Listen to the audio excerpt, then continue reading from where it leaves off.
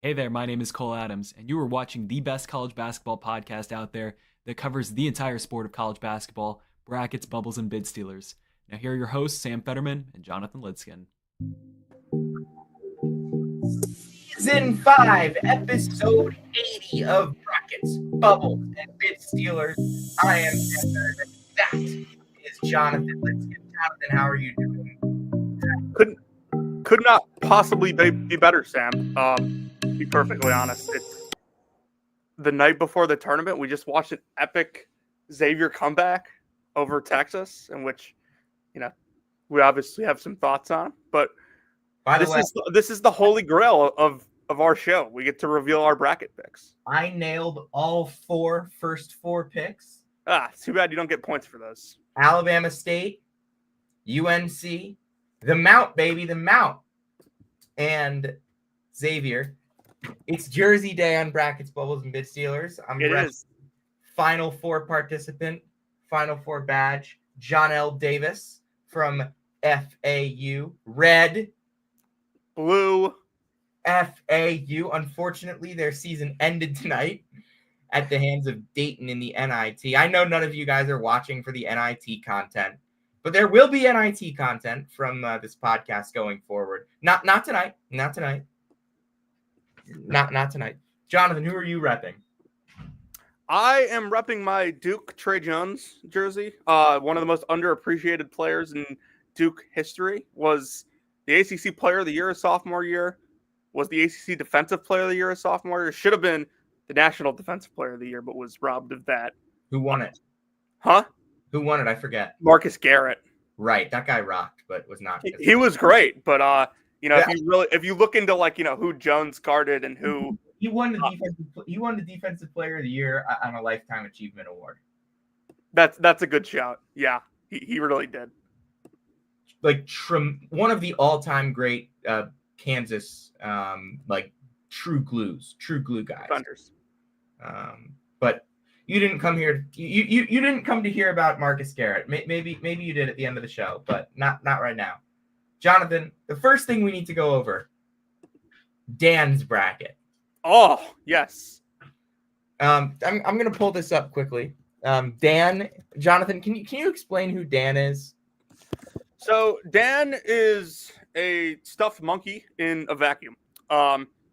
He is owned by my dear friend Adam Busak, who actually does not have him right now. In Colorado, in Grand Junction, Colorado, where he lives and works now. Dan is still in Columbia. He's there living the life in Mickey Doolittle and John Lieber's place, and he took some time this week to fill out his bracket as he does every year. He gets very into college basketball this time of year. And so yeah, the story of Dan originates back to some high school football stuff, and 2 years ago, Dan decided to do his first bracket, and he just so happened that year to pick Fairleigh Dickinson to knock off Purdue. And lo and behold, they do. And Dan becomes the first stuffed animal, known or otherwise, to correctly pick a 16 seed to beat a 1. And so, you're thinking, maybe the monkey had a good year, or maybe beginner's luck, whatever it could be. But then he goes the next year and picks Oakland to knock off Kentucky. So Dan's starting to develop this trend of picking up the biggest upset of the tournament, and we'll see if he can continue to do it this year. This year, Dan's big upset pick, Jonathan, it looks like it's Troy. Yeah. Troy in the Sweet 16. Yeah. I don't have the full details of, the explanation behind Dan's picks, but I would assume that, Dan is, fading the program here. He doesn't mind that Calipari is no longer at Kentucky. He's simply fading the Kentucky program regardless of the coach. All right, Jonathan. I have my pen. I do as well, right here. What pen will you be using to fill out your bracket? This is a Walt Disney Resorts pen. My family has many of these. My dad, when we're on vacation there, well, how they have the I don't know when the last time you've been to Disney World, or if you've ever been to Disney World. 2014. But, those of you that have been to Disney World probably know that, the room, like the people that clean the rooms, have their carts that they walk up and down the hall with. Well, in those carts, they have a handful of Disney pens. And so when we're in the hallway, and the cart's out there, my dad will happen to take some pens. And we've slowly built up the stock with it being a pretty routine Lidskin family vacation spot. A great pen. I use this Sharpie pen that I bought a couple weeks ago. Oh, that's a good choice. Sharpie pens are my favorite pens. All right, Jonathan.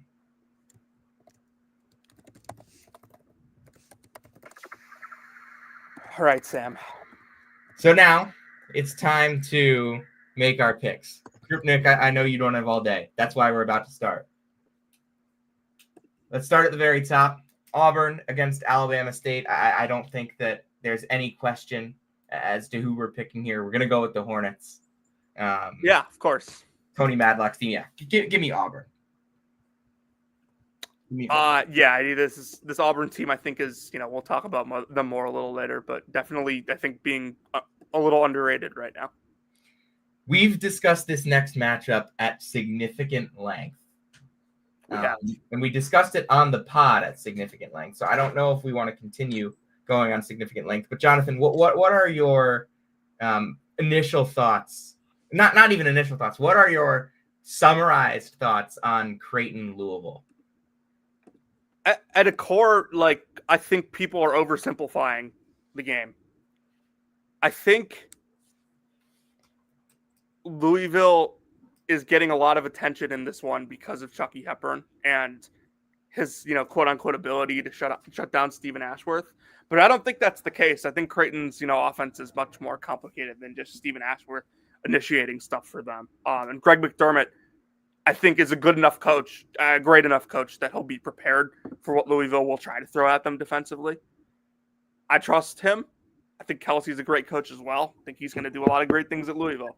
But I think Creighton's defensive game plan and the way they structure their defense with their drop coverage could give Louisville some fits. I think Louisville, not that they're not capable of it, is going to have to hit a lot of tough, contested mid-range jumpers and outside shots. Louisville, in my eyes, they thrive off of ball reversals and spacing. You're not getting ball reversals against drop coverage because the rest of the defense isn't rotating. Right. Not rotating the defense with ball reversals against drop. And that's kind of what Louisville likes to do offensively. So it really will come down to, for Louisville, whether they can score against the drop in the pick and roll. But for Creighton, if Louisville decides to go small and spread the floor, Kalkbrenner's going to have a big day. If Louisville doesn't decide to go small and spread the floor, Kalkbrenner's probably still going to have a big day. Mm-hmm. Ryan Kalkbrenner in wins 22 points a game and losses 13 points a game. When he plays well, Creighton wins. Stephen Ashworth's numbers are around the same in wins and losses. If you think this is going to be a Ryan Kalkbrenner game, you think that the Blue Jays are going to win. I think it's going to be a Ryan Kalkbrenner game, and I think the Blue Jays are going to win. Yeah, I do as well. Louisville's size is not really a huge, advantage for them, especially in a game where you have a seasoned big like Kalk. So I think the other factor for me is, Jamia Neal, I think, is a great candidate to guard Terrence Edwards, a guy that has athleticism, length, guy that can force Edwards into tough shots and keep him out of the way. Yeah, I'm with you on that. So we have Auburn and Creighton in the first two matchups. Let's move on. Michigan against UC San Diego. This is the first round matchups we played on Thursday in Denver, Colorado at 10 p.m. Eastern. Jonathan, what are your initial, not initial, we've thought a lot about these games. What are your summarized thoughts on Michigan, UC San Diego? Yeah, you've heard it all week, turnovers. UC San Diego forces a lot of them, no matter who they're playing. And in the Big West, they face all sorts of systems. Michigan turns it over a ton. I think UC San Diego is going to be able to do enough on the glass. You're not going to see a UC San Diego team force turnovers in a conventional way where they're trapping ball screens and whatnot. No, they force turnovers because they play great team defense. They rotate really, really well. Guys are in gaps. They know where to be. Everyone's on the help line when they're supposed to be. UC San Diego is one of the most beautiful mid-major basketball teams I've ever seen. They play tremendous. Very reminiscent of FAU. They play tremendous team basketball. You know, the ball moves on offense. They rotate defensively. It is I think when you look at Michigan, we talk so much about how, they're so unique with their 7-footers. I don't think there are many teams that play the same way that UC San Diego does either. Yeah, UC San Diego is probably one of the best teams in the country at doubling everything inside the arc. Not even just post-ups, but doubling and helping inside the arc in general. I think that they're going to get Golden they're going to push Golden away from the rim, not even with size, but with pressure and doubles, and force him to be a passer from about 12 feet out. And he's had trouble doing that at times. I thought Golden, like two or 3 years ago when Golden was first bursting onto the scene at FAU, there were a couple moments where he looked like a really nice passer. I don't think he's grown as a passer since then is the problem. I think he's still that same type of guy who have a couple good passes every once in a while, but more often than not will turn it over. It's not just Danny Wolf's carelessness that turns the ball over. It's the lack of a go-to guard scorer and the lack of Vladislav Golden being a guy that you can throw the ball into from 12 feet rather than from 4 feet.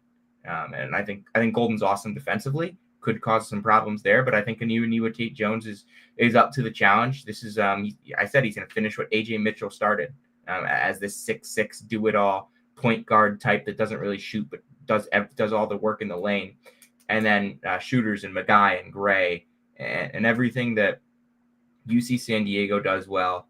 Eric Olin has been the best coach in the country this season against the spread. So that means his in-game performance has been better. His game planning has been better. Just kind of all of that compared to what the market expects. And I see no reason to fade the Tritons on Thursday night. Give me UC San Diego. Yep, I'm with you. Moving on to Texas A&M and Yale. Jonathan. Yeah, this is one of the ones that we disagree on. This is just give me some summarized thoughts on this. Mm-hmm.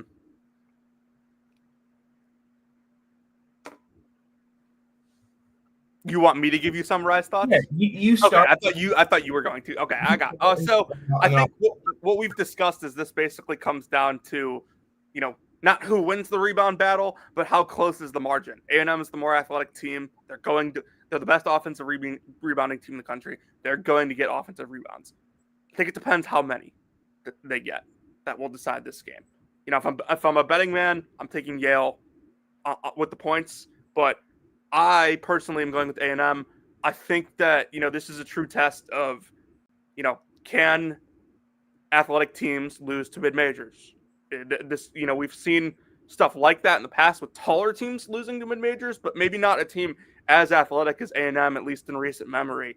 So this is a true test of Rule 4, which I called last night on the show on life support. And Sam, I can't blame you for going with Yale here. I also do not betting on it, but do want to throw out the fact that A&M could go nuclear like they did in the first round last year against Nebraska. Although a Nebraska team that was not good defensively. I don't like that. Not Nebraska team's defensive numbers over the last month of the season are the fakest thing I have ever seen in college basketball. Moving on, Yale for me. Again, we've mentioned the Wade Taylor theory still applies here. So putting Bez on Wade, that's not going to change the game. It's going to make life difficult for Wade. But Wade Taylor is 4 for 18, but they'll get the offensive rebound on 6 of those misses. So it's not like he's a possession. No perimeter shot is a bad shot for Texas A&M. Yeah, except for the fact that this is a Yale team that is built by identity on the glass, and they don't rebound because they're more athletic than you in the Ivy League. They rebound because they are fundamentally better than you in the Ivy League. They rebound because they are positioned well. Their defense knows where they're supposed to be so they can get rebounds. And yes, they are an athletic team in senses for that. Casey Simmons is very athletic. Sam Alaton is a great athlete. Those two guys can really play. Nick Townsend on the glass, another really good rebounder, has had a breakout year. I don't think there's many guys in the SEC like Nick Townsend. I think he's going to be an interesting cover for Texas A&M. And obviously, there's John Poulikitis, who is just the best, probably the best shooter in college basketball at all levels.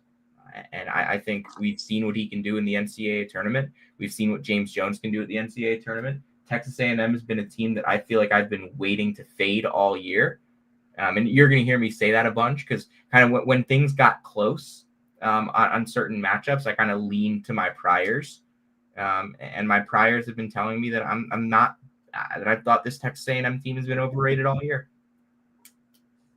Yeah, you are, much lower on Buzz Williams than I am, and I've cooled a little bit on him over the last couple of years. Not that I don't think Buzz Williams is a good coach, because I do think he is.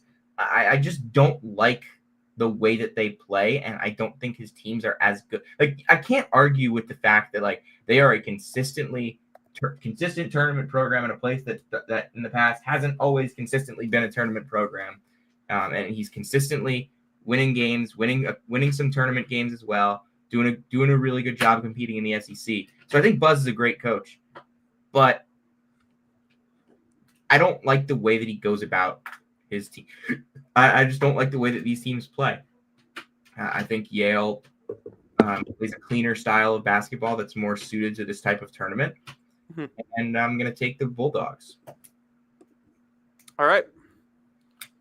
Ole Miss, UNC. Mississippi against North Carolina. Sam, the Tar Heel Devil Magic is back. Rule 14? 12. Rule 12. You can talk yourself into high big-time programs that underachieved. Think North Carolina 2022, UCLA 2021. These are programs that they're always really talented, and we tend to write them off when they have a season like this simply because they don't live up to expectations. But guess what? UNC's been playing really good basketball over the last month and change. They still have one of the best guard quartets in the country in Elliot Cadeau, RJ Davis, Seth Trimble, and Ian Jackson. How many guard quartets are going bar for bar, shot for shot, band for band with those guys? Not many. Yeah. You say what you will about them defensively. Say what you will about them in the post. I think that they can spread teams out and drive the basket and hit outside shots. They've been hitting outside shots over the last month, and I don't see why that stops against Mississippi. I know Mississippi's a good defensive team, but they were not very good defensively in SEC play compared to where they were before SEC play. And I think you can really match up Hunt Padula with the amount of guards that North Carolina has. So give me the Tar Heels. I know that this is a coaching mismatch in favor of Chris Beard, but maybe Hubert is a good tournament coach. Yeah, maybe. I think UNC is going to be able to pick on Padula here defensively with how their guards play. I think that, a team that can make, tough shots is kind of built to beat a no middle. You're not relying on middle ball screens with bigs that are not very good. So I think the way the UNC's offense is not very structured, to put it lightly, but that might help them against a defense that is very structured. Agree. I think that UNC wins on talent. They win on the fact that they can match up Hunt on Padula, the fact that they know that I think they can just light up the scoreboard in this type of game. I think it's a good matchup. Iowa State, Lipscomb.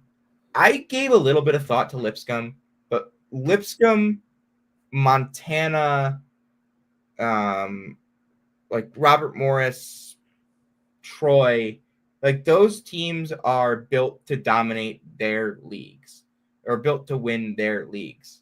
I don't think those teams are built to win on a national level.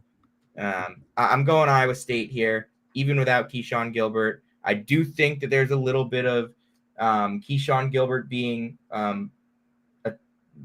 big turnover guy offensively, giving the ball back to Taman Lipsey could massage the offense a little bit, maybe not fix the offense. It's a good offense, maybe not get the offense back to where it was at its best, but kind of massage some of the problems that it's been having, maybe struggle in some different places.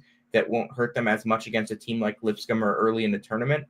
And I'm going to go with the Cyclones against Lipscomb. Yeah, you said it. Not to go too much deeper, but there's a handful of teams at the mid-major level every year that play a really good system for their league, but not to scale up. And I think Lipscomb is a good example of that. Cyclones is it? It is. I think this is another one we disagree on, Jonathan. It is 2-1 region. What a shocker! How many do we have this year? There are 4. It might be more, because you changed one of your picks, at least to my knowledge. I think it's 5 or 6, depending on. If you'll remember, we had 3 last year that we just Go ahead. And I got all 3 of them right. It's revenge season, Sam. It is. It certainly is. Revenge tour is on. Starting with Marquette, New Mexico, Jonathan. I know you have the Golden Eagles. I have the Lobos. Give your pitch for Marquette. Yeah. So a little bit worries me is the most similar offensive style that New Mexico faced in conference play to Marquette's 5-out is Colorado State and Nico Medved's quote unquote spread that he runs. I know that's more of a football term, but it can be a basketball term too. Spread can be a basketball term. Spread. I think if Marquette pulls Nelly out of the post with the 5-out, it could benefit them. And after all, Sam, this is Project Fade the Mountain West, and it has been for the last couple of years. It will be until future notice. So Marquette it is. Richard Pitino gives me nightmares after what he did to me last year. I'm on board with Project Fade the Mountain West. I'm not on board with Project Fade New Mexico. To your credit, outside of San Diego State, you picked I think maybe one Mountain West team versus me last year and got it right. Yeah, I did. I took Utah State last year, and I got it right. And I like this New Mexico team. They have really strong defense. True Washington has blossomed on the defensive end. CJ Noland. They have size, with legitimate size. Nelly Jr. Joseph, Mustafa Amzil, and then an All-American point guard who can go toe-to-toe and speed up any game to his pace that he wants to. And I've been saying this about Shaka's teams for a few years now, and I think this year it really came to fruition that they peak in January because they play so hard early in the season. They dive for every loose ball. They're flying around pressure defense. The VCU havoc that you remember from the early 2010s. Yeah. But that can, when you don't have a ton of bodies, like this Marquette team is not a deep team. Marquette has started 8 players total over the last 3 years. 3 of them are in the NBA right now. This is not a deep team. As good as I think Royce Parham can be long-term, this is not a deep team with him right now. This is a team with 5 guys and a couple others that'll play a little bit, but it's really those 5 guys. And New Mexico wants to play fast. They want to go up and down the floor, and Marquette has looked like a gassed basketball team for a month now. It has come out for a couple big games swinging early, but man, I just watched Marquette go on like a 40 point swing against St. John's after the first 10 minutes because they had no energy. I'm taking the Lobos, and I'm fading Shaka in the NCAA tournament. All right. Michigan State Bryant. This is one that, I actually know people picking Bryant. Who's picking Bryant? Quentin Corpulo. Right. Bryant. David Campbell's girlfriend Kirby is also picking Bryant. I like Bryant. Like, Bryant would be a team that I don't think I would pick, but it's possible. Like, this is a good basketball team. They have high major size and athleticism. They have a legitimate superstar in Earl Timberlake, legitimate shooting with Pinzon. Barry Evans can play. Withers is one of the smartest players in the country. Martelli can coach. It's too big of a mountain to climb, though, I think, against a team like Michigan State and a coach like Tom Izzo, the way that they've been this year. Yeah, not to elaborate too much further, but I like the Spartans here. Although, if you've gun to my head, you asked me who's the 2 seed that loses to a 15, I'd say it's Michigan State. Go to the East region. Starting with first round games to be played on Friday in Raleigh, North Carolina. We've got Duke against Mount St. Mary's, and I think this is where the run for the Mount ends. The Blue Devils are going to beat them by. Okay. What do you say? You do think that? Unfortunately, I do. Shame. No, it was really fun having Coach Lind on the other night. His team's had a great year. They've had a great couple of weeks. Really happy that they got it done tonight. Although, honestly, feel bad for American and specifically Matt Rogers. Thursday night, they're running the MAC tournament started. 4 wins in 7 days to get to this point. Really impressive. Really impressive. And yes, Matt Rogers, I feel so bad, was literally tearing up in the press conference. It was hard to watch. Mm-hmm. But give me Duke. The MAC now does have 4 wins in the last 4 NCAA tournaments. And Missouri Valley has 0. And would have been 5 if they gave Iona any other 4 seed in 2023. Yes, I agree. Moving on.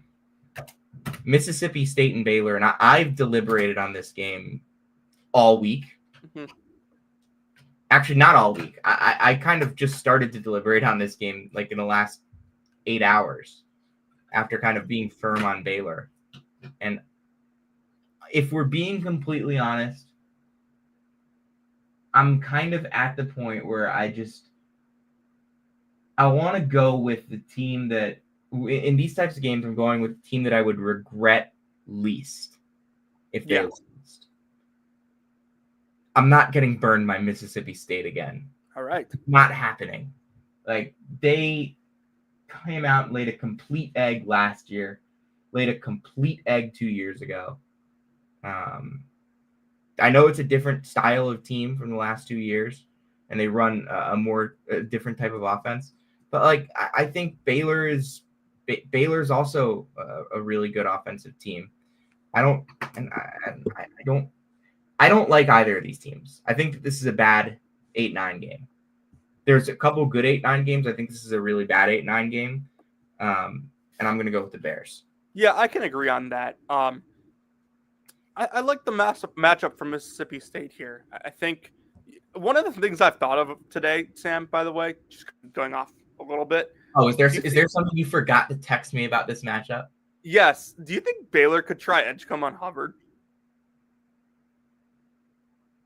Maybe. That would be fun. Mm-hmm. Yeah, Edgecombe is Baylor's best defender. Although I don't know if Scott Drew would know about it with no Jerome Tang to tell him about it. That's true. That's true. Christ. Yeah, I'm going with Mississippi State. We are on mission fade Scott Drew long term at this point. Well, I mean, Tank might be on the hot seat next year, so that could not go on for that much longer if he gets fired and is back on the Baylor bench. Who knows? Mr. 2023 Voodoo himself. But yeah, I'm going Mississippi State here. I like what they bring, on the interior defensively. Perimeter defense is not very good, but I'm just, not super worried about, guys like Jaden Nunn and even a freshman and Robert Wright beating Miss State in the tournament. I think Mississippi State absolutely could be a don't bet on players team. But I'm willing to take that risk with a matchup. Honestly, Baylor could be a don't bet on players team too. Yeah, they could be. I'm like, except like you said, I'm just like really bet on players. Like just like you said, like I don't like this matchup at all. It's just not two teams who I don't think are very good. I mean, I'll trust, Mississippi State a little more, just because I think they play more consistent basketball by a little bit than Baylor, although neither of these teams have been very good down the stretch. But, Mississippi State has a guy in Hubbard that can create shots. Baylor's relying on some younger players a lot. I'll lean Mississippi State, but this is not a game I'm like super confident in. All right.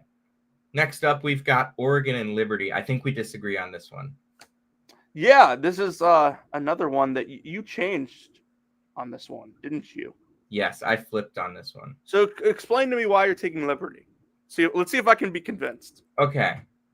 So I don't think this Oregon team has been kind of escaping a lot throughout the year. Mm-hmm. Sure, yes, The metrics are not that good. They're the clutchest player in the country, I know. But as I've watched more of Liberty, they slow things down and they hit shots. They create shots in a really meaningful way. They have one of the highest unguarded three-point rates in the country, and they hit a ton of shots. I know the free throw gap. Yeah. Mindful of the free throw gap. But I also think that that's kind of the factor of the way that Liberty plays, and it's more of a symptom, and it's more of a side effect. It's more of a side cause, not necessarily the big picture with this Liberty team, because that's what's going to happen when your primary playmaker is a big that's not a great foul shooter, and most of your guards aren't ball handling drivers but shooters. So sure, Cleveland and Aquino are the guys that get fouled, and they're not good free throw shooters, but they also have the ball in their hands for a reason. They're really good at creating. They're really good in the post, and the other guys on this team are knockdown shooters, and I think that they play slow enough. They can slow Oregon down. The one thing I'd be concerned about is if it's a one-possession game late and Oregon has the ball because they have the clutchest player in college basketball in Jackson Shelstad. I think that the way Cleveland and Aquino can play will be a little bit interesting to see what Biddle does defending it. And I want to see these guys. I think these guys are going to really spread the floor on Oregon with their guards and find ways to hit shots, because that's what they've been able to do all year. And they're also one of the best defensive teams in the country at preventing good shots. I know that our whole thing on Liberty this year has been, if they only had Isaiah Enan. I think they're fine. Like, they've proven to me that they're fine without him. In the film that I've been watching over the last couple of days, I've kind of gotten convinced of this Liberty team a little bit more. That's not something I thought about this week. So, did I convince you? No, I don't think Liberty does enough to generate extra possessions in a game that they want to play at a really slow pace against a team that has a lot of length. And I just think has obviously more talent than them. So, you make a fair point. There's a reason the spread is, what it is on KenPom.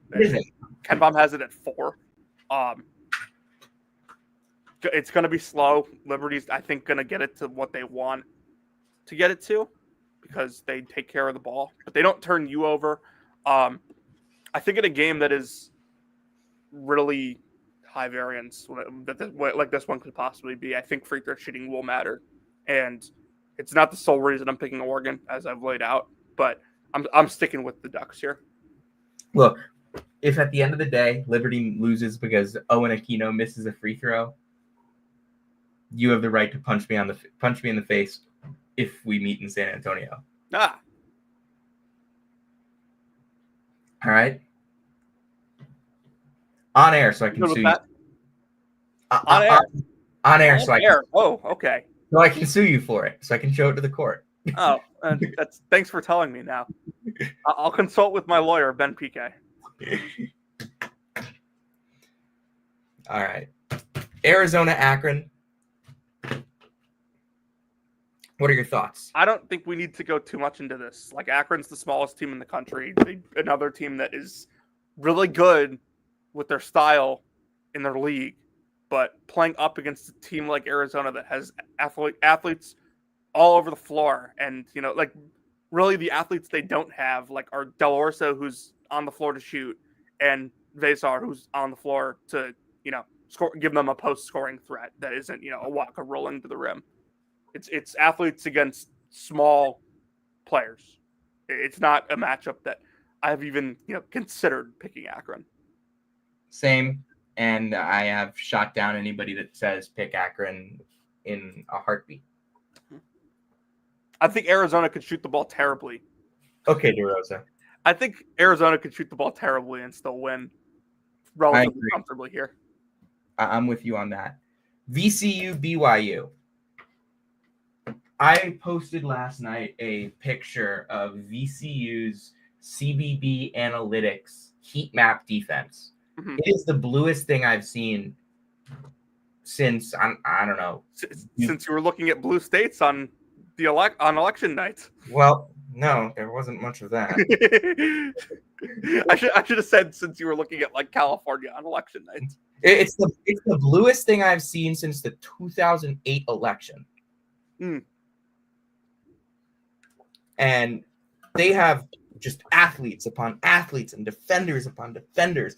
They can just keep throwing new legs at you. They'll jump in block shots. They'll get into passing lanes. They'll hound on the ball. Jonathan, what's your line on VCU? They are a 11 seed. No, they are 7 seed good. That is an 11 seed that is playing possum as an 11 seed because they lost to Seton Hall in November.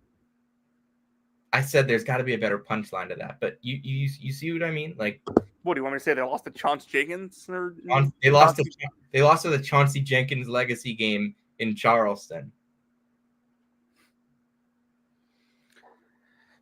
I think something you said the other night to me that stood out was BYU was really, really bad offensively this year. Jesus Christ, Rosa. BYU was really, really bad offensively this year when they played Houston, and VCU runs a system that is very similar to Houston, just, with not as good players. I wouldn't even say like very similar. I would just say like their defensive profile is very similar. Mm-hmm. What they're able to, because nobody does what Houston does, but what VCU is able to accomplish on the defensive end, their KenPom defensive page looks very similar to Houston's. Yeah. And I think that BYU is going to struggle to create out of concepts and reads because this is a defense that shuts your second and third read down. Mm-hmm.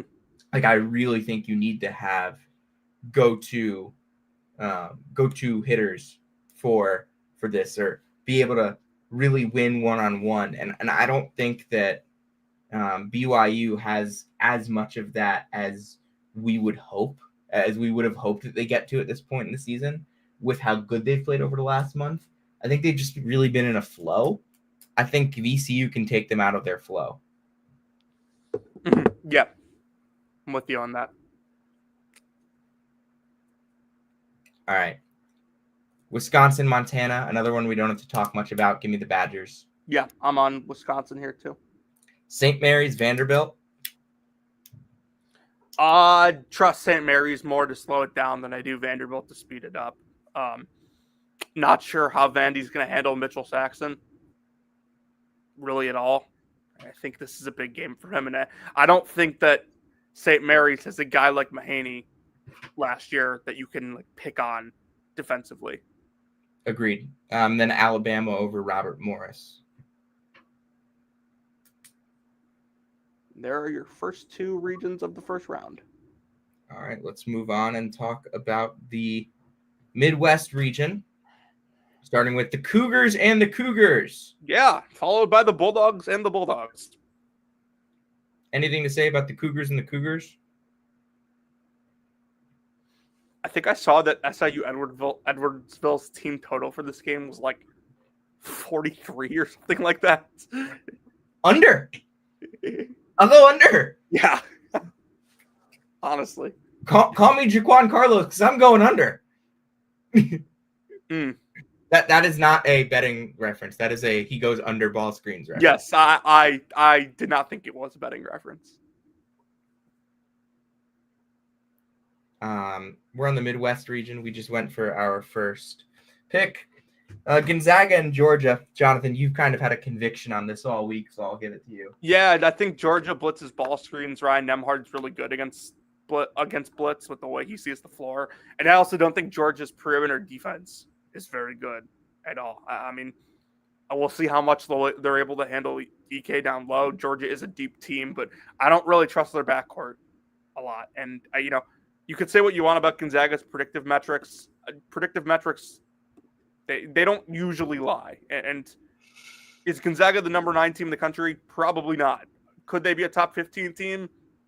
I think maybe. I'm with you on that. I like the Zags here. Maybe it'll be a tough game on the inside because of Newell defensively and what Georgia does to the bigs. But I think Gonzaga will be able to find their shooters, however many of them they have. Nemhard's going to kind of pick them apart, especially if he can break the blitz and get inside the arc. And then defensively, I think Gonzaga can force turnovers.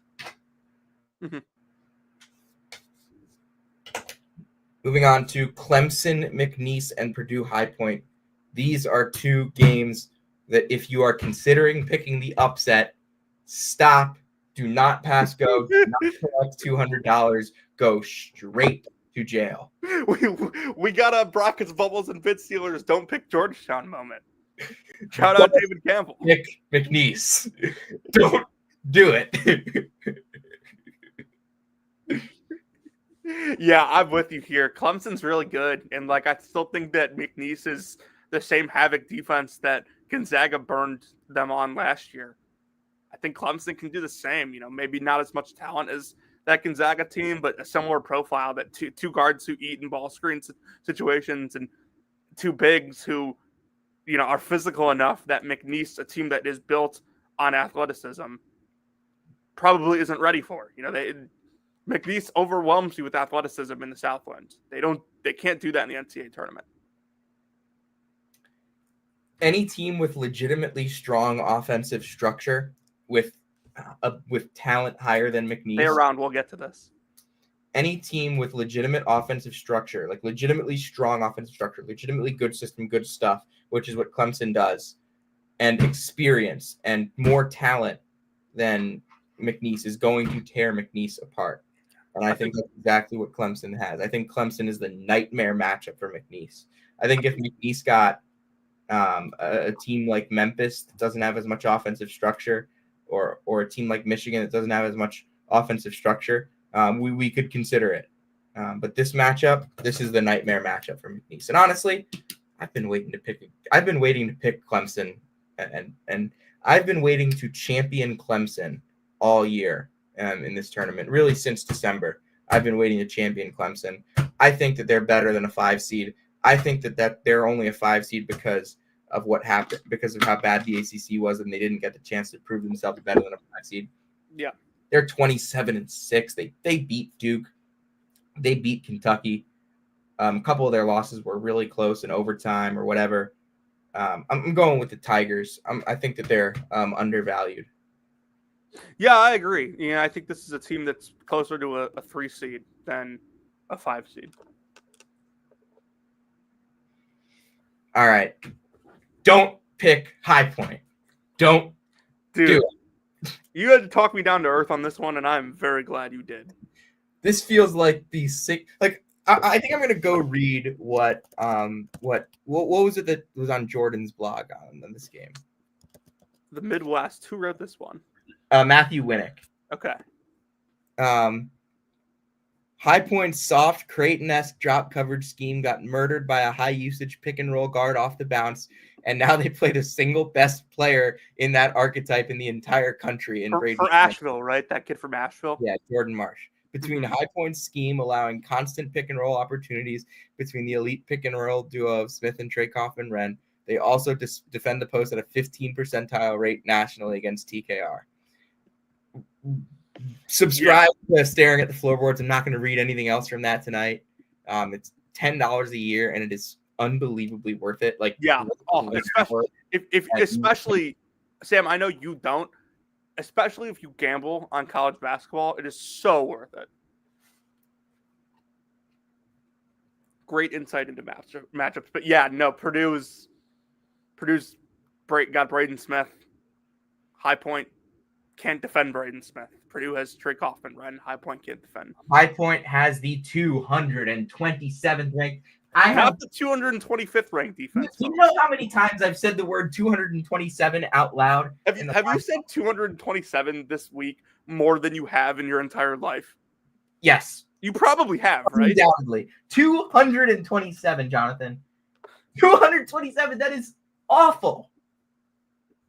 It is not good. It is not good. Look, I get that Purdue's a bad defensive team, but like if I lose because High Point scores 107 points, I lose because High Point scores 107 points. Yeah. Mm-hmm. It's a chance you take. It would be awful process for me to pick the Panthers here. And that's saying that as somebody who enjoys watching the Panthers all year. High Point is going to have their possessions where they get to the rim and score with ease. Yeah, I mean, it's going to make you mad. It's going to frustrate you. Purdue will pull away. I could have possessions where I get to the rim against Purdue's defense. Is this game tomorrow? Yes, it's in the early window tomorrow. I feel like we have like so many great games tomorrow, but then I look at Friday's slate and we have so many great games Friday too. This is really like, I wonder what it is. Could it be the NCAA tournament? It is one. No, but it is one of the most like loaded NCAA tournaments that we've seen. I wonder if we've been saying all year that this is the best the sport has been in a long time. I wonder who said that the night before the season on this very podcast, that this would be one of the all-time great years of college basketball. And then Rutgers sucked, and it still was one of the all-time great years of college basketball. All right, Mister. I went 3-0 in the first round against Jonathan last year. Damn, Rutgers really catching a stray. Hey, they've caught a lot of them this year. Hey, at least Rutgers is mentioned on the NCAA tournament podcast. Can't say the same. Cow, this Friday night slate is incredible. All right, let's move on. Illinois Xavier. There's this stat from Kevin Sweeney that he's been pushing out there that Illinois is 18-2 when it shoots above 27% from three. I don't care. I don't care. Illinois sucks shooting from three. If they shoot 33% from three and their soft defense gets exposed by this 5-out Xavier system that can also attack the rim and hit a ton of shots, it's going to happen. Mm-hmm. Xavier is a well-oiled offensive machine right now. They've been a really good basketball team for a while since Fremantle got fully healthy. They've been playing really good basketball for over a month. And Illinois has had games where they look like they quit.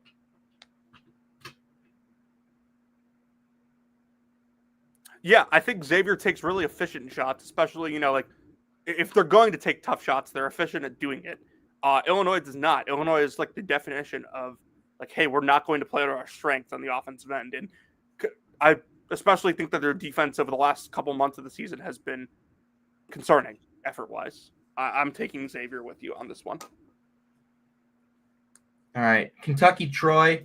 I gave a little bit of consideration to Troy, but that team is ass at shooting. They're straight up ass. Like, they'll get to the rim. Hey, they like Waffle House, though. But they'll be trading twos for threes, and Kentucky's going to win this game. Yeah.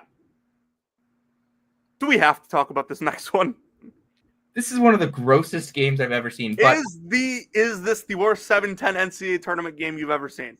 I watched UConn, Maryland a couple years ago, man. No, that was not nearly as bad. That was one of the worst basketball games I've ever watched. I think UConn missed 27 layups. This is corpse versus corpse. I say that, and UCLA is going to get to the Elite Eight with the Cronin devil magic. What was my tweet about this last night? What? That Utah State is absolutely miserable defensively? Utah State, well, yes, they are. Utah State lost all 3 games it played against defenses that were in the top 50 of turnover rate. UCLA is 7th. UCLA has been top 25-ish offensively since February 1st. Utah State is a horrible defensive team. UCLA has the coaching advantage here with Mick, and I think Calhoun's a good coach, but Mick's better. Give me the Bruins. Yeah, UCLA hasn't seen a lot of the Utah State zone this year, but they have done well against zone when they have seen it. Haven't seen it very often. I think that UCLA is a really good point of attack defense on the perimeter, and they can frustrate Falslev and Martinez, those guards for Utah State, and Alberry as well. And then I think, in terms of offensive scheme stuff, against the zone, you kind of go, Bilodeau at the free throw line, Daly in the dunker spot. Could even go reverse that if you want to, and I think it'll work as long as you can get them the ball. Agree. Give me the Bruins, and then give me Tennessee over Wofford. Yeah, there's a lot of ways to beat Rick Barnes. I don't know if underhand free throws is one of them. Especially when you're 34% on those free throws. What was the line? Kyler Filovich was really bad at free throws. Then he switched to underhand, and he's still really bad. But at least it's cool. Yep, that was my one sentence about Wofford. Florida, Norfolk State, Rob Jones. When is he going to get a better job than this so he can actually win a tournament game against a really good team? Yeah, I wanted him to get the UIC job, but that hire's looking good regardless. Give me the photos. UConn, Oklahoma. This is one that I kind of debated today. Mm-hmm. I think Oklahoma has matchup advantages in this game. UConn has a bunch of guards that are just complete turnstiles aside from Diarra. Like Solo Ball, as I said, might be the worst defender in this tournament. And Aiden Mahaney isn't far behind. But at the end of the day, if I picked against Dan Hurley and Dan Hurley won, I would feel like an absolute dumbass. UConn has been really good last month or so. Not last month. Ever since Alex Caravan started to play well last 3 weeks. So give me the Huskies. Yeah. The Caravan is back. I want to go to you here on Memphis, Colorado State, because we've discussed this game. Yeah, so one thing not one thing you need to know, but the main thing you need to know is Memphis plays like a top 25, top 30 team against Quad 1 and Quad 2 competition. They play like a top 80 team against Quad 3 and Quad 4 competition. This is a Quad 2 game, I think. So, Memphis, big game, usually scales up. Memphis, bad game, usually scales down. I think, the Tyrese Hunter injury, a little concerning, but you're probably not going to see Tyrese Hunter on Nick Clifford in this one. It's probably going to be Nick Jourdain that draws that assignment. And I like his defensive ability. Nick's going to do his thing. He's a really complete player. I believe that he should be a lottery pick, but I don't bet on players, and I don't know how much I trust the rest of Colorado State's team. Could also say that, this week of not playing maybe slows them down a little bit. I like Memphis in this one. And, I have said earlier in the week already that I'm going to pick Memphis. Penny Hardaway will do something dumb in the final minute, and Memphis will blow it, and I will, disappear. Here's my thing. Nick Clifford goes for 30. Okay. How does Colorado State win? What's the path? I don't think it's, I don't know if, Nick scoring is what. But you see my point? Nick Clifford goes for 30. More needs to be done. Yeah, I think it's the guys that are, doing things off of Nick's playmaking. That is the difference. Yep. Maryland, Grand Canyon. Give me Maryland. Yeah, Grand Canyon's really good at defending the rim for a mid-major team, but I like Maryland's ability to create shots on the perimeter with those 3 guards in the Crab 5, and they have, an elite big playmaker in Derek Queen as well. Grand Canyon is never an easy out because of their athletes, and I do think that they are more skilled than a team like McNeese, even if they haven't played. March Madness just tweeted Airbuds bracket. We have lost the plot. To be fair, I tweeted a Stuffed Monkeys bracket an hour ago. That's fine. That's a bit. This is ridiculous. Who is asking for this? No idea. And they do it every year too. I don't feel like they're usually tweeting cartoon characters. I'm taking Maryland, by the way. Yeah, me too. All right. Let's talk. All right, Jonathan. We disagree on this one. 7:35 Eastern tomorrow. I will be at Ryan Bear's house with some of my friends watching the night slates of games. This is one we disagree on. It is one of the few we disagree on. Oh. And, the more I think about it, the more and more I find ways to convince myself that Drake has matchup advantages here, even though I'm picking Mizzou. This is what did I text you, Jonathan, last night? I said I don't like, and it's not like the younger fans that are saying this, by the way, because I obviously know a ton of Mizzou people going to school there, but the older Mizzou fans on Twitter, like not the younger ones, and maybe some of the burners that are more casual, they are like really convinced that like Drake's tallest player being 6'8" is a real matchup advantage for Mizzou. The interior presence of these teams and the rebounding side of this actually favors Drake pretty significantly. Give me Drake. This is one of those matchups, another one of those matchups where I've been waiting all year kind of to fade Mizzou in the tournament as a team that I think peaked like 3-4 weeks ago in that Alabama game. I've been waiting all year to pick Ben McCollum and feel like a genius for it in the NCAA tournament. If I'm gonna pick against Ben McCollum, you're gonna have to force me to do it. You're gonna have to show me like a coach just as good as Ben McCollum to make me pick against Ben McCollum. You're gonna have to show me a team that I truly believe in to pick against Ben McCollum. Yeah, I don't think Mizzou has any of that.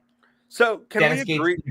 So you make a good point, and I've obviously gone back and forth on this game a lot, and it's probably the first round game I've felt the most about because it has to do with the team that I one of the teams that I root for because I went to school there, and one of the teams in my favorite mid-major league in the country that I cover. So what did David Campbell say? David Campbell on our podcast earlier today, and I'm very appreciative of this praise. He said that I might be the most qualified person to talk about this game in the entire country.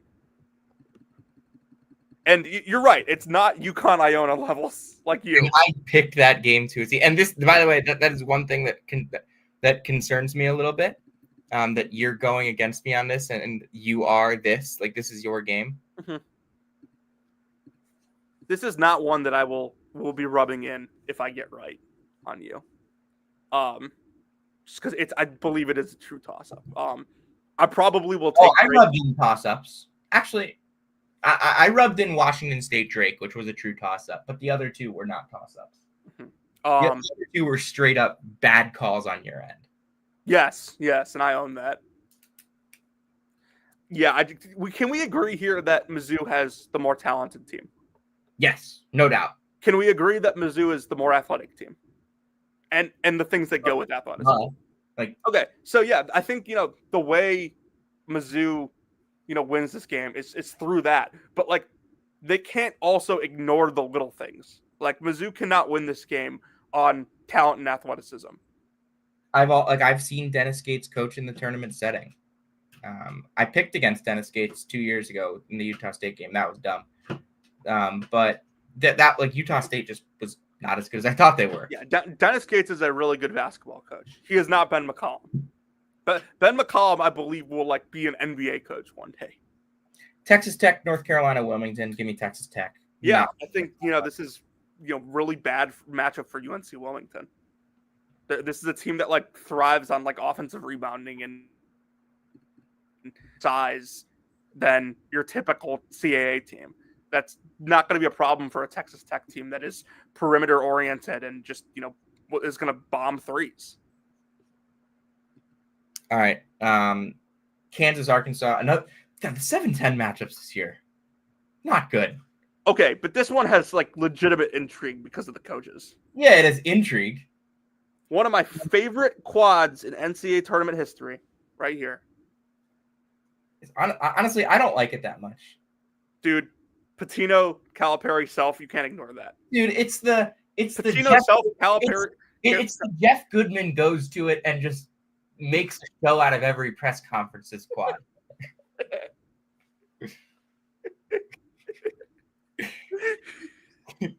Did you see the pictures? That's incredible.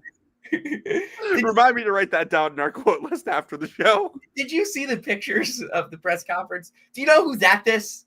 Everybody. Name a media member. He's in Providence. Dude, the don't let Fanta Orifar me into taking St. John's to make a deep run was great. Yeah, give me Arkansas. Kansas. Yeah, Kansas. This is going to be an ugly game, despite how much I love this quad. These teams are they really don't mesh well at all. But I think I would if as I said earlier today, if John Calipari isn't smart enough to figure out that pick and pop with Big Z can absolutely exploit Hunter Dickinson, he may be a lost cause officially. To be fair, we have kind of been on the John Calipari might already be a lost cause thing. Yes, Anthony Christensen was at this press conference. Dude, I was on I was on the John Calipari is not a good basketball coach anymore train before it was like cool to be on that train.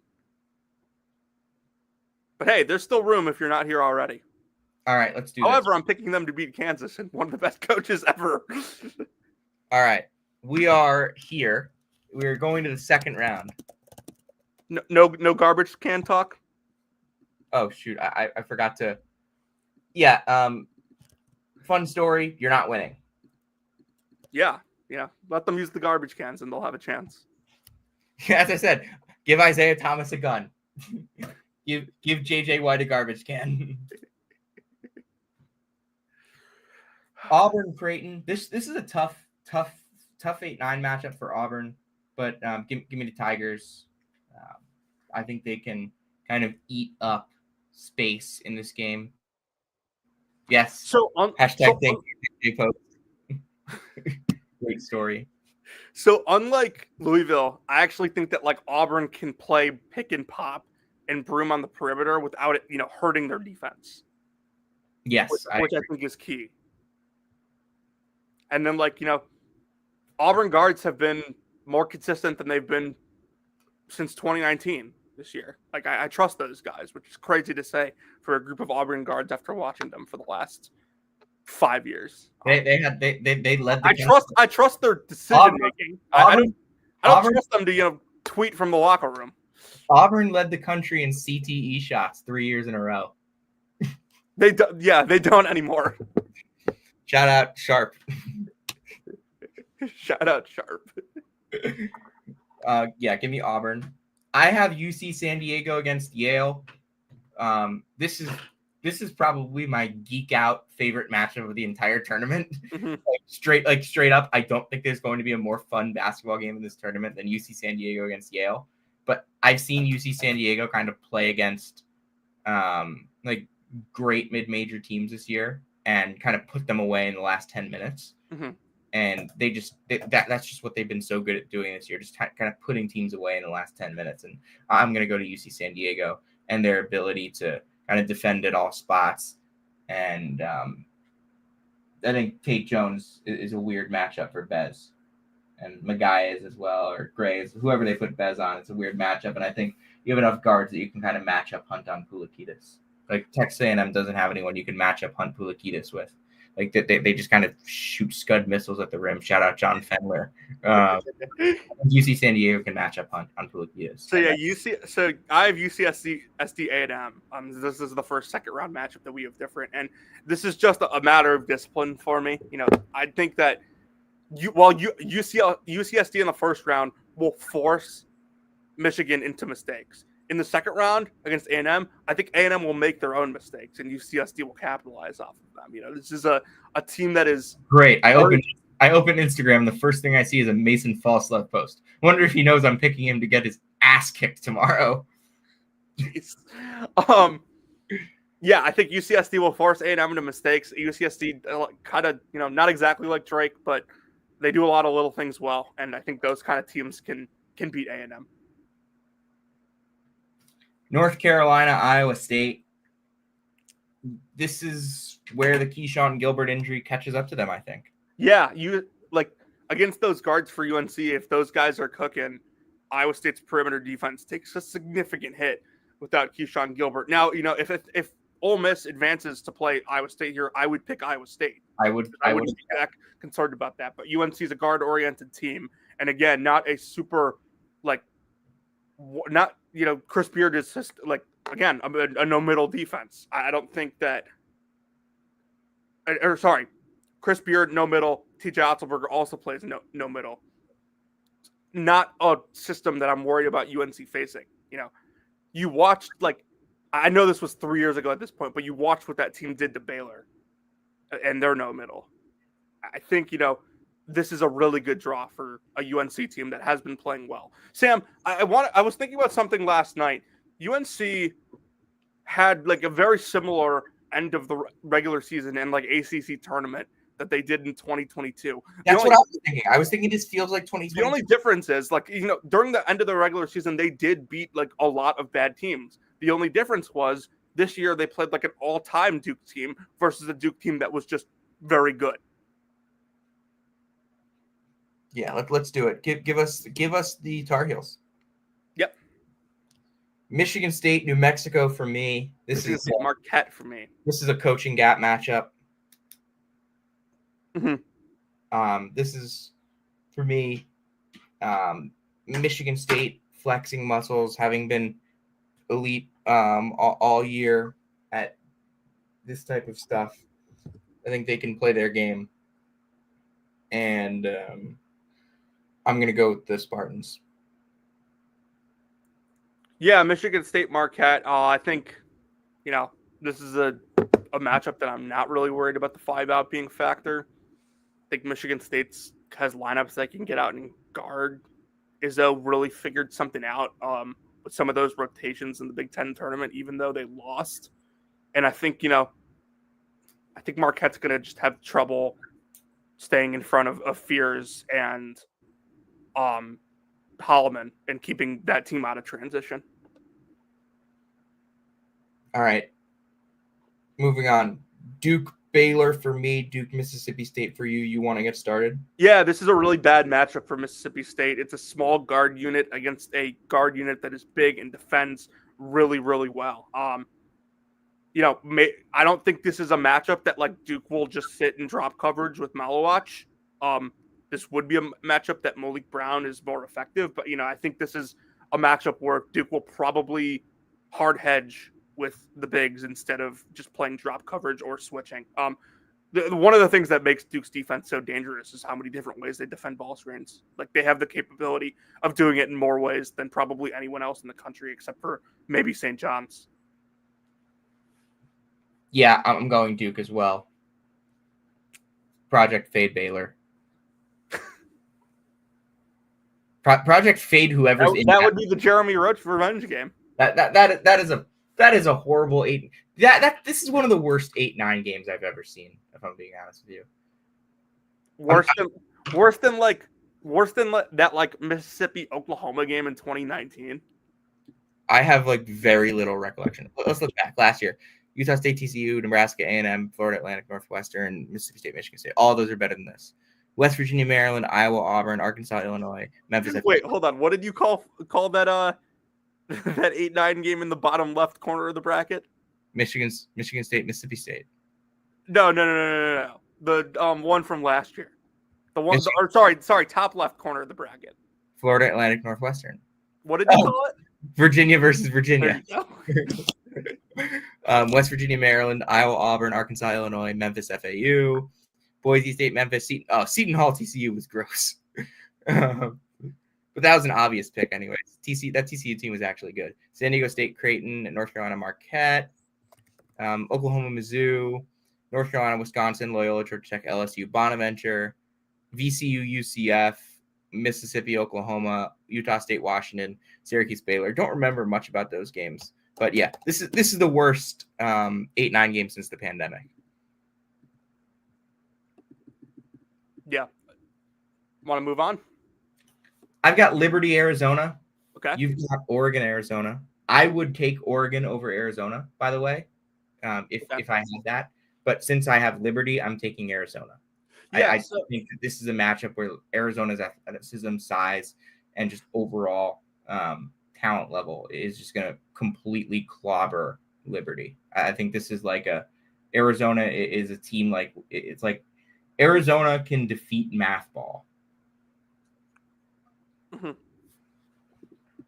Yeah, I think for me, if you go look at Oregon's KenPom page and you look at, their 4 factors and miscellaneous components categories, nothing is red and nothing is like bright green either. Like, Oregon does not do anything poorly, which is why I think this is a game that I can bet on the Arizona inconsistencies that they have shown all year. That's really all the thought I put into this one. And the fact that, Oregon should have a pretty huge home crowd in Seattle. Moving on, VCU and Wisconsin. We both have VCU, Wisconsin, and St. Mary's, Alabama. Jonathan, who are you taking in VCU, Wisconsin, and why? So this is one I've actually reconsidered and thought about a little today. But, it's such an interesting counter because, Wisconsin's a team that doesn't turn it over against VCU, a team that does turn you over. Wisconsin's an efficient, team at the line. They don't they shoot twos well. They don't shoot threes great, but they're not bad at it. I think I just trust VCU enough on a one-day scout here with their, kind of uniquer, not exactly unique, but uniquer defensive style to give Wisconsin some problems. I don't really think that there are a lot of Big Ten teams that play a true hard blitz like VCU does and rebounds the way VCU does. Yeah, I have VCU as well. I think they can out athlete Wisconsin. I think they're gonna win this game. I think they have really good guards. I think they have really good bigs. I just think they're really darn good. All right, St. Mary's, Bama. I have been adamant that I'm not picking it, but this is a tough matchup for Bama.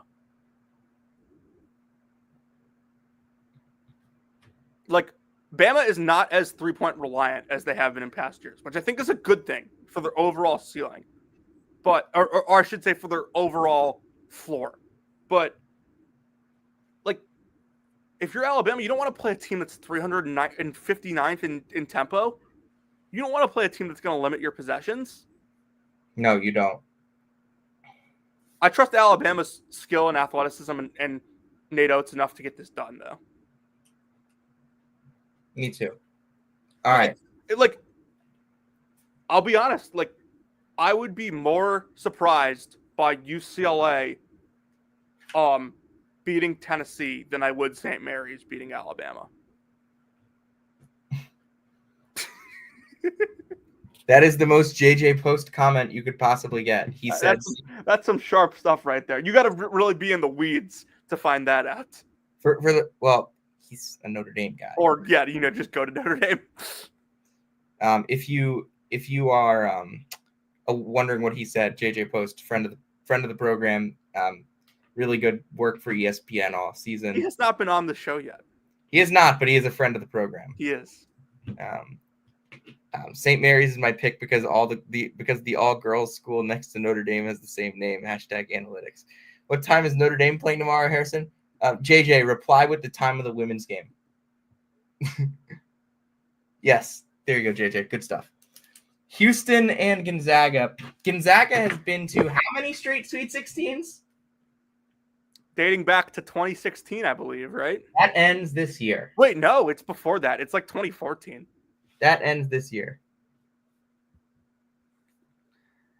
Yeah, I do think that, again, Gonzaga playing two blitz teams in the first weekend is not the worst draw in the world for them. And I'll shout out Harrison on this one. He keeps reminding me of this Illinois Loyola game from 2021 where Illinois had to play bracket. Illinois had to play a really highly ranked team in predictive metrics and got outcoached and got obliterated, to be perfectly honest. But here's the thing. This Houston team is a heck of a lot better than that Illinois team was. Yeah, I don't know if they're a heck of a lot better, but they're a heck of a lot better coached. And I picked that Illinois team to win the freaking championship. You didn't know me then. That's why.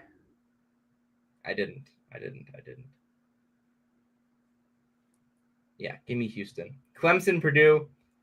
I've been saying stuff about this matchup for a while now. Or not about this matchup, just about Purdue for a while. I think this is where it catches up to them. they're not going to be playing against the 227th ranked defense in the country anymore. They're going to be playing against the defense that can legitimately exploit, that can legitimately guard them down low, that can legitimately guard the perimeter. And then on offense, I don't think Purdue is going to have any answer in the inside for Clemson. And I don't know if they're going to be able to score with them because Clemson can actually get stops. High Point can't get stops. Clemson can get stops. Clemson's going to win this game.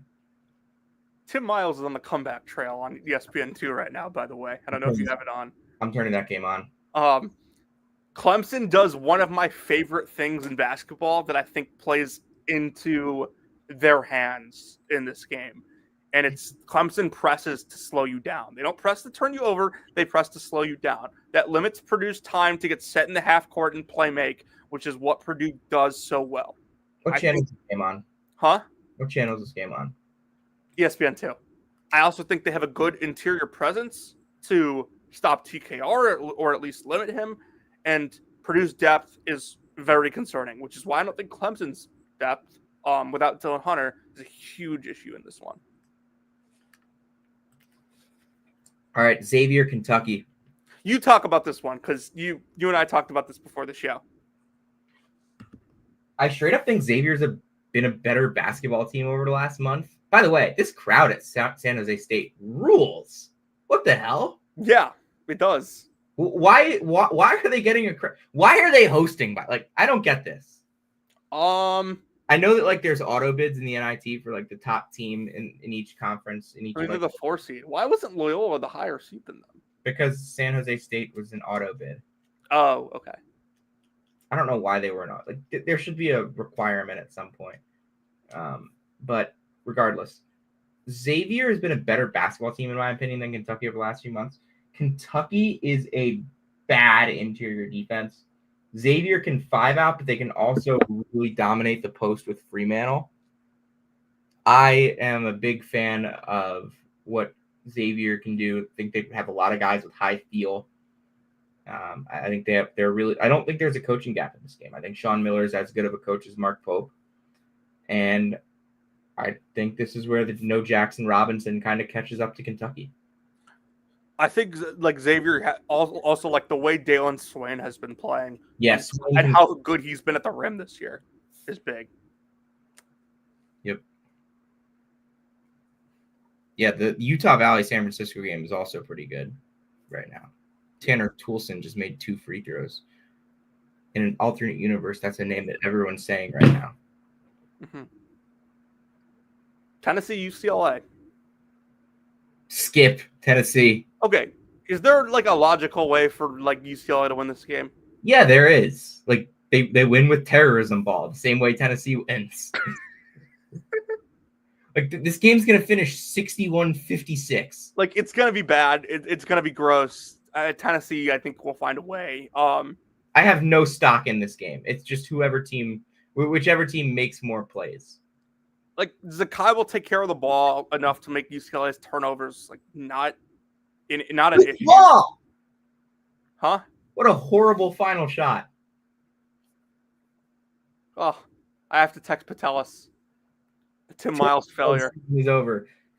Another 20 loss season for Tim Miles. Are you saying that or should I? You say it. Okay. Yeah, go on while I text Patelis this. Yeah, I don't really have much more to say on UCLA and Tennessee. So I'll give you live commentary of San Francisco, Utah Valley. No, I won't. Go on to Florida, UConn. Just give me a sec. New type of guy, dude who chants NIT unironically because he just loves the nature of the competition. Shout out NIT Stu. NIT Stu. That's literally Great dude. Yeah, I'm in his NIT bracket challenge. By the way, you'll like this text. Who did you have winning the NIT, Jonathan? I didn't actually make official picks. Is UC Irvine in the NIT? I have George Mason over UC Irvine. Okay, I'll take UC Irvine. All right. Florida, UConn. Florida. Like, sorry, UConn. This UConn has been really shaky all year. I think Florida handles UConn. Like handles. Yeah, no, I don't think Florida. There's always the UConn Hurley factor sitting there. Golden has been one of the best coaches in the country and more importantly, he has an elite staff alongside him. These are the two. By the way, these are the two best coaching staffs in college basketball. Yeah, now that Jay Lucas is no longer at Duke, I think I would agree. Even when Jay Lucas was at Duke, these were the two best coaching staffs. I think I would put Duke's up there. Duke was 3. With those two. Duke was 3. UConn is 1. Florida's 2. Sure. I think Florida's deeper. UConn's top assistants are better. And like, it's foul trouble is going to be a huge issue for UConn in this game. Huge shot, San Francisco. I kind of picked San Francisco to go out early because of the Marcus Williams situation. JJ is so right. This comment section is the Avengers of the vaguely funny, vaguely niche college basketball bits. I just had to say that out loud. All right, let's talk Maryland, Memphis. One team is good at basketball, the other is Memphis. Okay, Maryland doesn't foul. Yeah, like at all, and I think that is really big in this one because like you have Queen and Reese who do a great job contesting against guys like Haggerty and Hunter, but they won't follow them and send them to the line, which is what Haggerty has done so well this year as well as just shoot the ball super well. Yeah, I think this is a Maryland team that is honestly better than their seed, and they played like it late in the year. They lost 3 games over the final 2.5 months. I also think that the game that Maryland loses is the game where Kevin Willard has the coaching mismatch. He's not mismatched against Penny Hardaway. No, I don't think he is. He's a better coach than Penny Hardaway, and I don't think Willard's tremendous. I think he's a good coach, but he's better than Penny Hardaway. The situation at Seton Hall is making Willard better in my. I agree, and I think Shaw is really good. Drake, Texas Tech for me. Mizzou, Texas Tech for you. I think we're both going to end up going with Texas Tech. We both like Grant McCasland. I think this Texas Tech team is a matchup nightmare for basically everyone in the country. They have guards that can shoot the crap out of it and defend. They have bigs they have JT Toppin, who is one of the best players in college basketball. I like Hawkins, Darian Williams, obviously assuming everything's healthy with Williams and McMillan, which I think they will be by this point. I'm going to be taking I'm taking the Red Raiders. I almost called them the Aggies. They are not the Aggies. In fact, they play a vastly different style. Yeah, they are actually good at basketball. The Aggies just shoot scud missiles at the rim. Shout out John Fenler. I think this is one of the teams that has a guard that will get in the lane and collapse the Mizzou defense, therefore allowing open threes, which you do not want to do against Texas Tech. Arkansas St. John's coaching gap. Said to my good friend Jake Circus the other day that I believe Arkansas can beat St. John's and win this game. However, I will not lose sleep picking John Calipari to win 1 tournament game. I will lose sleep picking him to win 2. This is a coaching gap game. Yeah. However, if Arkansas was to somehow win this game and advance, I am stealing the Jim Nance line and tweeting it. What Jim Nance line? From when they beat Gonzaga. Do you remember his call at the end of that game? No. It was let me pull it up. Harrison texted it to me earlier, and I used it in our trivia a couple weeks ago, which is why it was. It's so good. It was, Fayetteville is 1,843 miles away, but the call of the Hogs can be heard all the way to San Francisco. I am stealing that and changing it to Providence. Yeah, there you go, Grant. Grant's got it in here. That is one of the elite broadcasting calls that I've heard. JJ is on fire in the comment section right now. I cannot wait to tweet about hashtag the audition 10 p.m. Eastern time. Are you aware of the audition? No, I don't think I am. I'm gonna roll clip. Just give me a second. Okay. I gotta pencil in. What do you? By the way, first, what do you think the audition is? Well, at first thought it's a Providence thing. Sort of. Before Nance was washed, yeah, I agree. Adjacent to Providence. Okay. For the Big East, if you will. Wait, what is? For Brian, this game. Let's see if we can hang with the Big East. Somewhat of an audition. UConn's leaving. Okay, Guys are Tony, moving. that's one of the dumbest things I've ever heard. I mean, that is one of the dumbest things I've ever heard in my life. It could happen. I'm just saying, 10, 15 It years. can't happen. It Get could. off the boat. You got Brian joining the Big East. Are you out of your right mind? John, we're in Rhode Island. What kind of a conference do you think this is? We're in Rhode Island. We got Paisans, Jared Grasso, Italian coach. Take your Paisans and take your criminal previous head coach and get out of here. Come on. How have I never seen this before? Auditioning Bryant for the Big East. And that guy's called in and had several good calls here before. He just earned himself a place in the doghouse with that call. How have I Bryant never heard joining the. Speaking of which, that was not for this game. That was for the St. John's game earlier this year. Okay. But yeah. Why did he bring up Jared Grasso? He hasn't been the coach at Bryant in 2 years. I don't know. Bryant people are weird. Also, people that like people that are still big Jared Grasso guys in 2025, those guys are a tribe as well. Yeah, a follower of Sam Fetterman is one. Hey, Jared Grasso, for all that I've heard, was tremendous at his job when he was at Iona. Was good to people at Iona. But yeah, I don't really want to say much more about Jared Grasso. Mm-hmm. Good coach, I guess. Where does he fall on the good coach bad guy, or a good coach / guy scale? I don't know. We'll figure that out. But yeah, give me St. John's over Arkansas. Sweet 16 picks. Let's do it. All right. Auburn UCSD.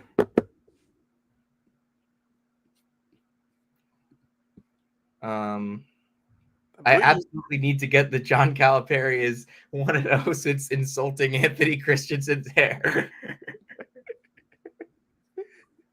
Who said that? JJ, he's on fire. Oh my God. This is one of the greatest comment sections I've ever seen from JJ. JJ is putting up a Michael Jordan performance in the comment section tonight. look at your Twitter DMs. Oh God.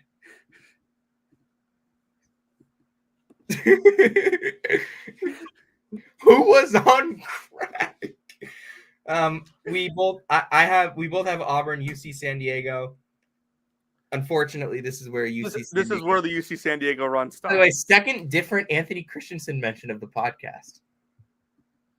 Yeah, he's a legend. We got to get him on here. He has been on, hasn't he? No, he hasn't. All right, Auburn. Give me Auburn. Yeah, I'm taking Auburn. North Carolina, Michigan State. I'm riding the Tar Heels. Yeah, I am too. I don't think this Michigan State team is a very high ceiling team, and I think they have a stopping point against a team that has good guards. Could be it. Yeah. Duke, Arizona for me. Duke, Oregon for you. We saw these two teams play. One was in a other class from another physically. Mm-hmm. This was before we even learned how good Duke was, and this was at McHale. Yeah, and then Duke's a team that I think has rim protectors against Nate Biddle, guards that can frustrate Shellstad. Duke. If UCSD upsets Bruce Pearl, it would be one of the greatest moments of my life. I need to hear the 6 greatest moments of your life. That would top that. VCU, Alabama. I think this one's pretty simple. Yeah. I can't go to I can't pick VCU to beat Alabama. Running gun team that can neutralize the half court offense of VCU. Yeah, the half court court defense, excuse me. The half court defense isn't going to matter. Alabama is going to kill them. Maybe not kill them, but beat them. All right. Houston, Clemson. Give me the Tigers. Give me Clemson. Give me Clemson. This is we've already kind of discussed how they can beat a blitz with two guards that are excellent, two guards that are absolutely tremendous against in pick and roll situations. How they can kind of play in the mid post and have bigs that can pass. And I think that this is a good matchup for the Tigers defensively as well. I still don't think Houston's offensive process is excellent. They've just been a better shot-making team this year than in past. And I think that kind of comes back, and I think that Clemson's going to be able to neutralize them. Yeah, I think Clemson can match Houston's physicality. Not many teams can do that. We'll see how healthy Juwan Roberts is. Clemson can do a lot of things. They can match physicality with some of the top physical teams. They can really shoot. They can rebound. They can pass. They can defend. Like, Clemson is a very good all-around team. And, like, there's a reason I have them in the Elite Eight. Just another, like, this run comes to an end for Xavier. I'm going to pick Tennessee to beat them. Just think they're going to be able to completely shut off Xavier's water defensively. Yeah. I think this is a game that ends like 71-56. Yeah, I got the Vols as well. Rick Barnes, second straight Elite Eight. Can't win in the tournament narratives, die. Florida, Maryland. Give me the Terps. Why? I think Maryland is one of those teams that if they get hot, they're going to stay hot. Am I a little concerned about their depth?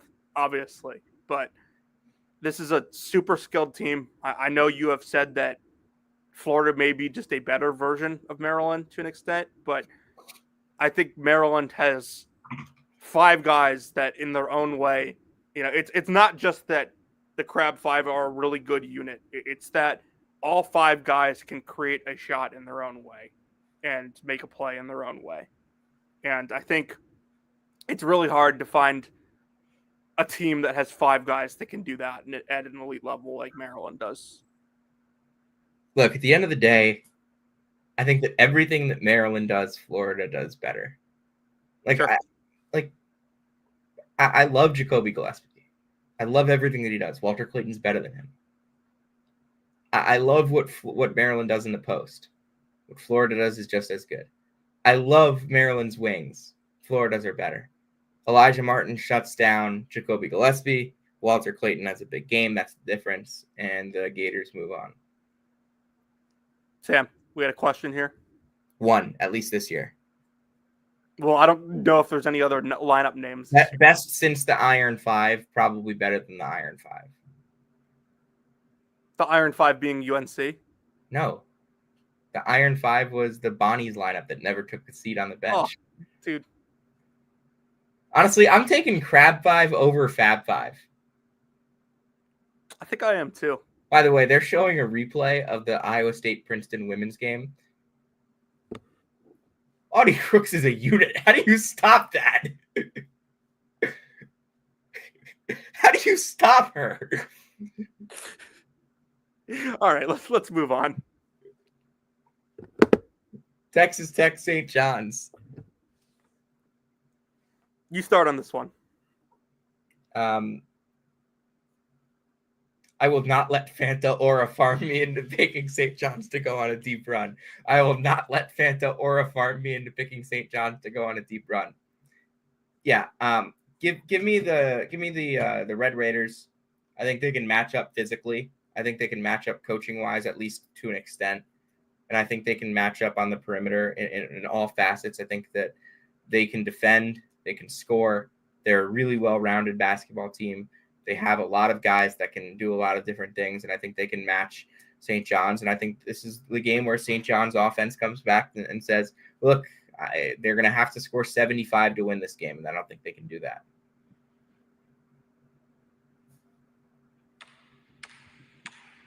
There once was a squad from Jamaica, Queens, who went by the name of New York's team. The garden it shook and the fans they roared, let's go St. John's Red Storm.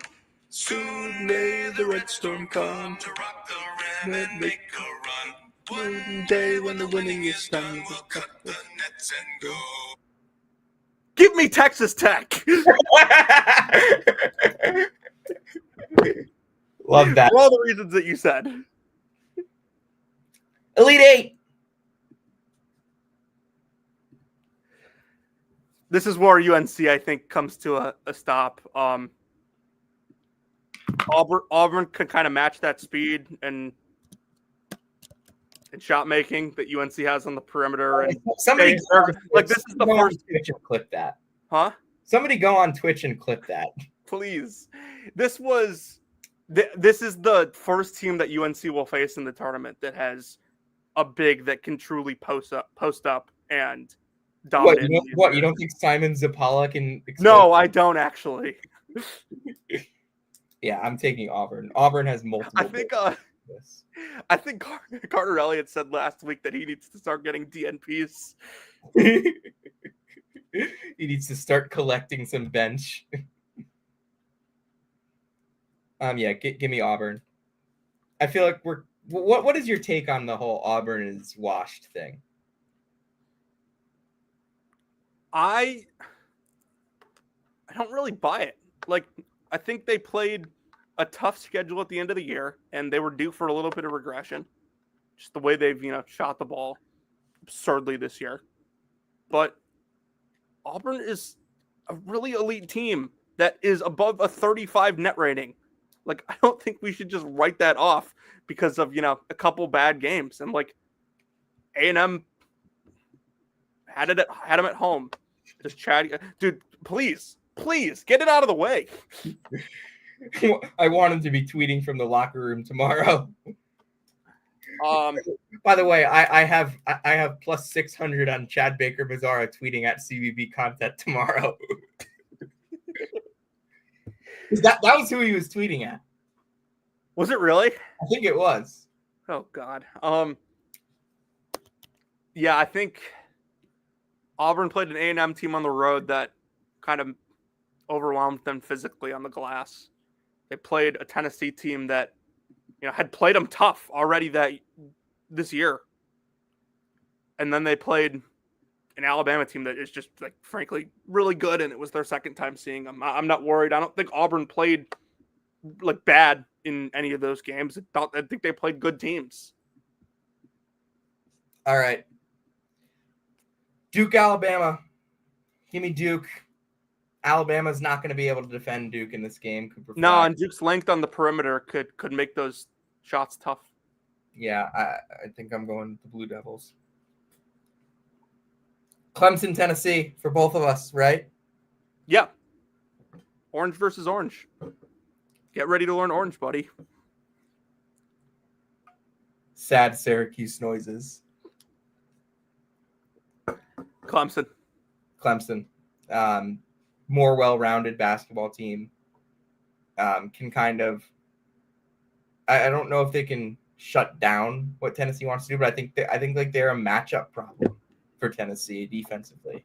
I think they can kind of make Okpara make decisions and not let him just kind of be like a rim protecting all around big. I think they're gonna make him make decisions throughout the game, and I think that the high-low can help, and I think that the guards and ball screens can help. I think having multiple guards and multiple bigs that can play make is just such a big deal for Clemson. And then for me, It's Florida, Texas Tech. For you, it's Maryland, Texas Tech. So we have 7 of 8 that are the same in the Elite Eight, and I have Florida. Again, I kind of don't really see a weakness on this Florida team. I think that everything Texas Tech can do, Florida can match them. Florida can plug the paint. Florida can hit shots. Florida can defend the perimeter. Like, I don't really think there's anything that I look at Texas Tech and say, boom, there's your matchup advantage. Yeah, I think that's one of the things that makes Texas Tech so great, though, is like they can hang with anyone. And they showed that versus, a blitz team like Houston. They showed that versus, no middle teams. I think their style is made to play with everyone. And that's why I have this team in the Final Four. And, they could shoot. They play good enough defense. You know, they have a really good center that can put pressure on the rim. They pass the ball. They share it so well. They don't turn it over. They offensive rebound. They do everything so well.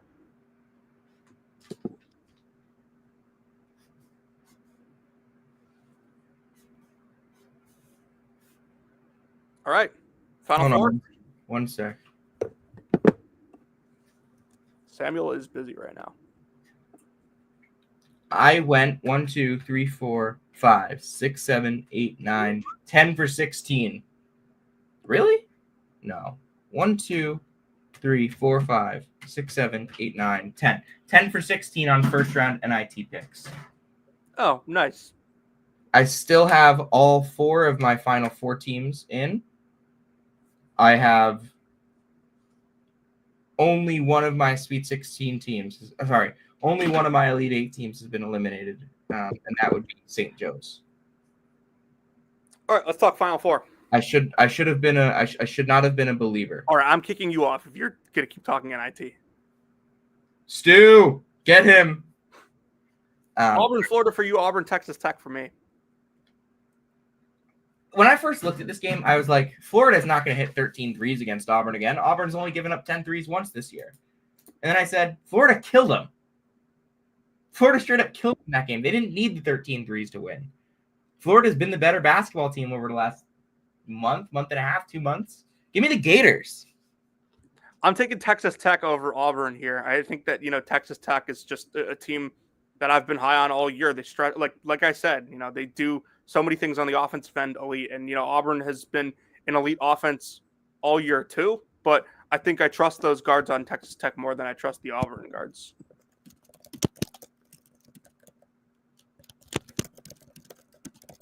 All right, Duke Clemson. Duke. We ain't losing to them again. Yeah, give me Duke.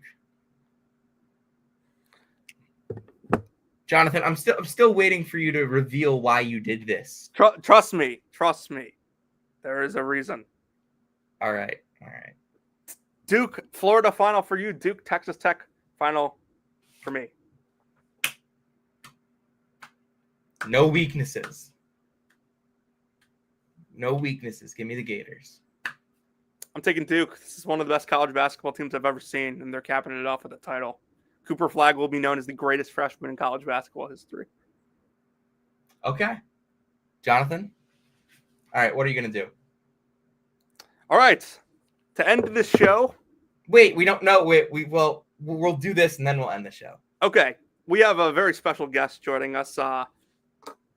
He goes by Harrison Vapnik, according to his parents, but this week he goes by Hayden Gray. Yeah, he's the Sam Fetterman of the Big West. The Sam Fetterman of the Big West. If I wore Hayden Gray, how many college basketball fans would know the difference right now before this time tomorrow? That's fair. Many.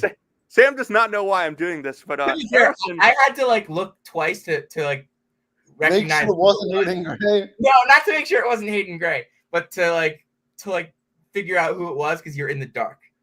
Harrison is here to present to us what we like to call the All March Madness Highlights team. Yes, the CTE shot team. This originated. At first, it was the Kemba candidate, which is a throwback to a One Shining podcast. Hold on, I'm sending a link to Sharp. It's the players down every time down the court are trying to make one shining moment best moments. March Madness best moments. Yes. Mm-hmm. This team was this whole thing started with Marquise Noel back in 2023. Marquise Noel is the perfect example of what these players are right now in their hotel rooms watching March Madness best moments and that can be me tomorrow. John Hugley had a couple of those moments tonight. The first player, Wade Taylor IV. Might be time for Wade Taylor V. We need to reboot Wade Taylor IV. The next one is probably watching his own March Madness best moment highlights, Caleb Love. Yeah. He's not the only Caleb because Caleb Grill was one of the first names that came to mind. He's taking 11 3-pointers. Caleb Grill isn't trying to be on greatest moments. He's trying to be on one shining moment. Josh Hubbard. Yeah, absolutely. Okay. Chad Baker Mazzara. Chad Baker Mazzara is creating a reel of his own. He doesn't need March Madness greatest highlights. You don't have time. Curtis Jones is the next one. Yeah. John Tonje. No, I don't like that one. Can't all be winners. Rodney Rice. Yes, absolutely. Watching that guy play twice last week, absolutely. And then 2 mid-majors. Will Pruitt, Lipscomb. That was a Jonathan suggested one. And then the guy from Yale, John Pulakidis. Mhm. Good one. I'm going to give you a couple. Let's hear them. Well, we're adding to the list. I'm going to start with Anthony Robinson. 2 Mizzou players. Hard to be on March Madness best moments when you're on the bench with 2 fouls in the first half. Yeah, he's gonna try and get like 7 steals in the first half. Maybe he'll be on the one shining moment video on being like one of the bench guys. It's like when they win or lose, and then you see him like crying from the bench. Donovan Dent. Oh yeah. I feel like this is like Captain America, like when he's like writing down like the things. And then he comes back like unfrozen. What was the last one? Kirk Kriisa. Oh, Is Kirk Kriisa playing? Who cares? Saul's been commented Cam Jones. He's been on an honorable mention. Oh, Sky Clark. Yeah, that's a good one. Former Kentucky Wildcat. Okay, I've got a big one. Like a big guy? No, it's hard to put big players on. Last year, Janai Broom was on it. He's too good now. At High Point, Abdullah. Oh, Cole Adams. He cooked. Who'd you say, Sam? Abdullah Thiam at High Point. Kirk Kriisa out for the season. Who cares? He's still trying to be on March Madness greatest moments. Oh, he'll do something stupid on the bench. No doubt about it. I'm trying to think if there's any like bigs that are just like completely out of control. Last year was Broom. Yeah, that one made sense at the time, even though he was good. Burns. I mean, Burns. Jeremy Sanchez. Who could be the DJ Burns of this year? Ooh, that's more of like a Kemba candidate. That's probably more for you two to discuss. I'm here for just a certain bits. Oh, Sam, do you think Zuby Ejiofor would qualify for this? No.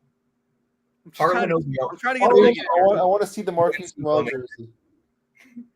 Harlan Obioha on UNC Wilmington. No. Absolutely not. When UC San Diego is 2 wins away from the Final Four, don't forget the person who commented one late night which 2 that were bang on to go to the Final Four. Just don't forget. Now this is a big podcast. Oh, I have a good big for you on this team. Danny Wolf. Ooh. Yeah, very good. Mm-hmm. And Grant Nelson. Yeah, that's another good one. To be fair, Grant Nelson is already on it. This first team is so long, the Big 12 might actually make it the real first team. All right. Harrison, thank you so much. We have to let you go. Did you guys mention Dan? Did you guys talk about Dan's bracket, by the way? Yes, we went over it at the start of the show. He cooked. As he usually does. We'll see you. Sharp hasn't responded, so we're just gonna go straight into signing the bracket. What website do you use to print yours out? The NCAA website. Yeah, that's what I have too. With the QR code on it. Sign your bracket. Gladly. This will be posted on the Bird app tomorrow morning. This is going to be posted on the Bird app right after the show. I always post it the morning of the tournament. All right, Jonathan. Because it goes right up next to that one. That's the blank one. Yep.